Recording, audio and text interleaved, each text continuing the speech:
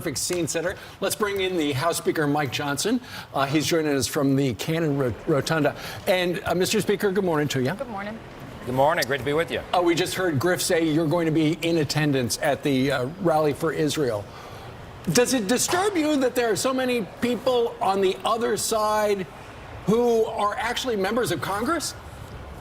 It's very disturbing. I mean, I can't wait to be out there at the rally today. It's a very important stance that we can take.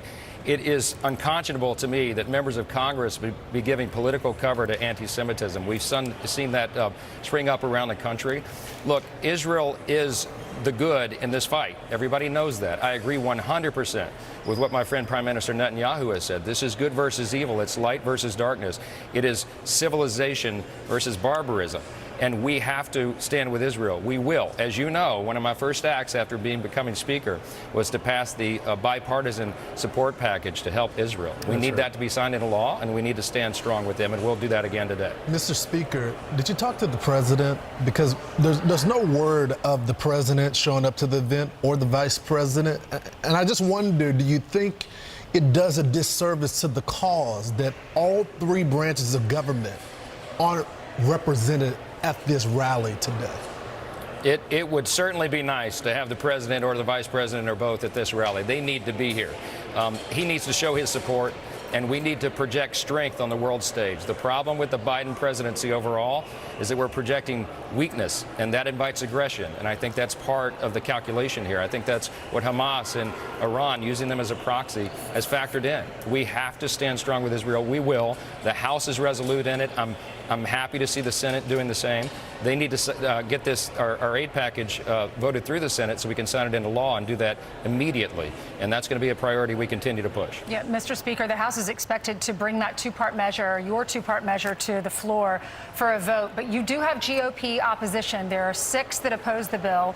You're going to need Democrats to avoid this shutdown of the government. How do you expect to get their votes?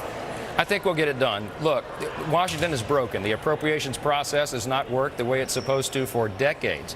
I've been on the job for less than 3 weeks, but we're trying to fix it. This new innovation, the ladder CR, the two-stage CR, is an important innovation. It's a paradigm shift because what it will do, Ainsley, is it will prevent the dreaded Christmas omnibus spending bill, where thousands of pages are hoisted upon the members at the last moment before they leave for Christmas, and we have to vote, for example, like last year, on $1.7 trillion in spending all lumped in together. That is no way to run a railroad. So breaking it up, doing part of the bills in early January, part by February 2nd, allows Congress to do its job, to do it out in the open, and it allows us to fight for conservative principles and fiscal sanity. So here's what we hear. The Republicans are upset there's no spending cuts, border security measures, and then Democrats are upset no funding for Israel, funding for Ukraine. So you don't have any of that in there, but Chuck Schumer is praising this, meaning the Senate's ready to work for this. So you've lost Bob Good, Warren Davidson, Marjorie Taylor Greene, Chip Roy, George Santos, Scott Perry. Matt Rosendale says he'll never vote for a CR. The last time a speaker combined with Democrats to pass something, that speaker lost his job. Are you concerned you're going to lose your job if this passes? I'm not, Brian. We're doing something very different here. By breaking it up and doing the ladder CR, we have a different process. It wasn't Kevin's fault, in my estimation, what happened before. The circumstances were different than they are right now. By doing this, we actually allow ourselves to do our job and fight for our conservative principles. Some of the people you name are some of my closest friends. I understand it. I hate CRs. We shouldn't do this, and we're not going to do it again. Next year, we're going to get back to the actual lawful appropriations process that the American people deserve. But this is a necessary step to bridge that gap to get us there and prevent a government shutdown. But Speaker, is that I'm so sorry, Steve. Is that a commitment from you that next year, no CRs, you won't sign on to it, that we will go through the regular order process? That's exactly right. We're going to force it the way it's supposed to be done.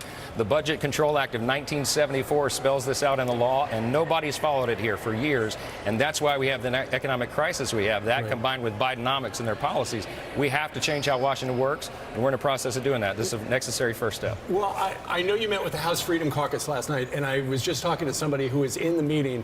They appreciate the two-step laddered approach because you're trying to, figure out a way so that the government doesn't shut down. But at the same time, Nobody from the House Freedom Caucus, for the most part, likes it or will vote for it. So you're going to have to vote it on suspension today, which means you need 2/3. That is a gigantic mountain to climb, and you're going to need a bunch of Democrats. We need everybody to support it. I met with my House Freedom Caucus brothers and sisters last night because they invented that. The idea came out of Freedom Caucus for the ladder CR. I think it's a great innovation. They want to do some big spending cuts on the front end, but the problem is, guys, we only have a 3-vote margin of Republicans. Right. We don't have enough votes to do it. That's just reality.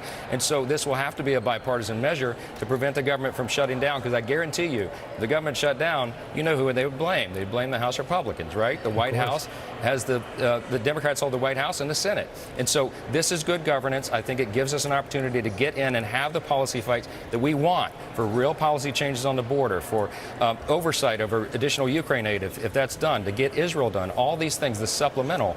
We have to be in the fight to be able to make those principled conservative stands and to change how this system works. And that's what this effort is going to accomplish, and I look forward to the fights ahead of us. Well, Mr. Speaker, you've had an exciting last few weeks. You became Speaker of the House. We loved your speech. I love that you're a strong Christian and you don't apologize for that.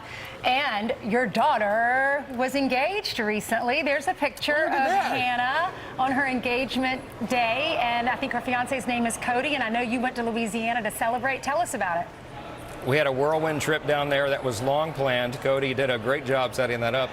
Ill-timed for us because it was right after the speaker's race. And this last 3 weeks has been such a whirlwind for the Johnson family, but a great time, and we're super happy for them. They're a great couple. And I think you got unanimous support for that. You'll get all the votes, it seems. Now, on another note, the former Speaker of the House, who had 96% approval, Kevin McCarthy, is considering retiring.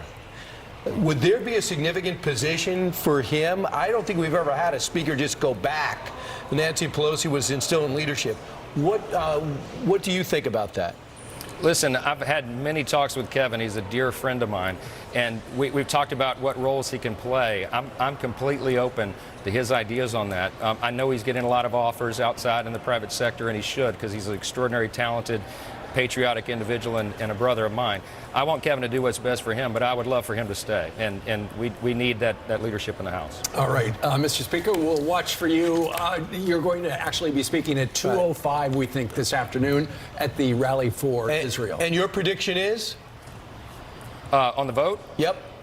I'll let you know in a couple hours. Okay. I'm going to meet with all the Republicans right now. Good luck. Okay. Thank you, You sir. need to meet with Democrats. Yeah, right. Right. Thank you, sir. Thank you. Thank you.